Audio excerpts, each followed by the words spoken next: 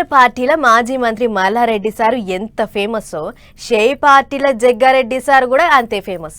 ఇద్దరు లీడర్లు ఏది చేసినా సోషల్ మీడియాలో జర్ర సేపట్ల వైరల్ అవుతుంది. సరే, మల్లారెడ్డి సార్ ముచ్చట అటెంక చెప్పుకుందాం కానీ ఇప్పుడైతే జగ్గారెడ్డి సార్ ముచ్చట ఓడి పట్టుకొచ్చిన మరి సార్ ఏం చేసిండు, ఎందుకు మన పటాస్ వార్తలకు వచ్చిండో మీరే చూడుర్రి.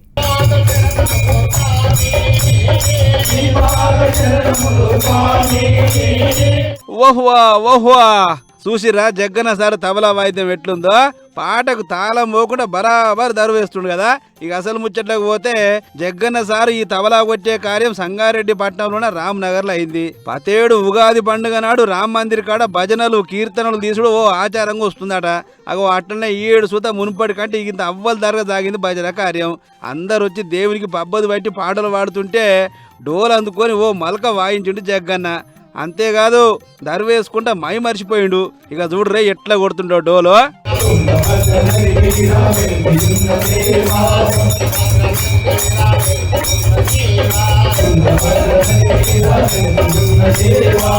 చూస్తిరా, రామకీర్తనలకు రంజింపజేసే దర్వేషుడు జగ్గన్న. అయితే పెద్ద ముచ్చట ఏంటంటే రామ్ మందిర్ పైనుండి సారోళ్ళ ఇంటోళ్ళు లడ్డూ ప్రసాదాన్ని కిందికి ఇసిరేసుడు ఓ ఆచారం అట.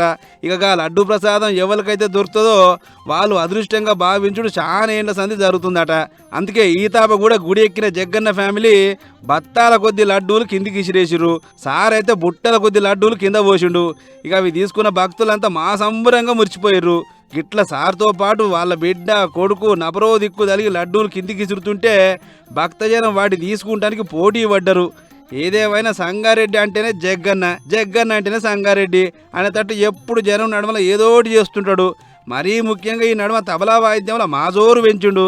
మొత్తానికి అటు రాజకీయంలో ఇటు దైవభక్తిలా ఎటు చూసిన సార్ తరీక మస్తు అలాగుంది పో అని అనుకుంటూ పోయిరట. ఈ కార్యం చూస్తానికి వచ్చిపోయిన అక్కడి జనాలు.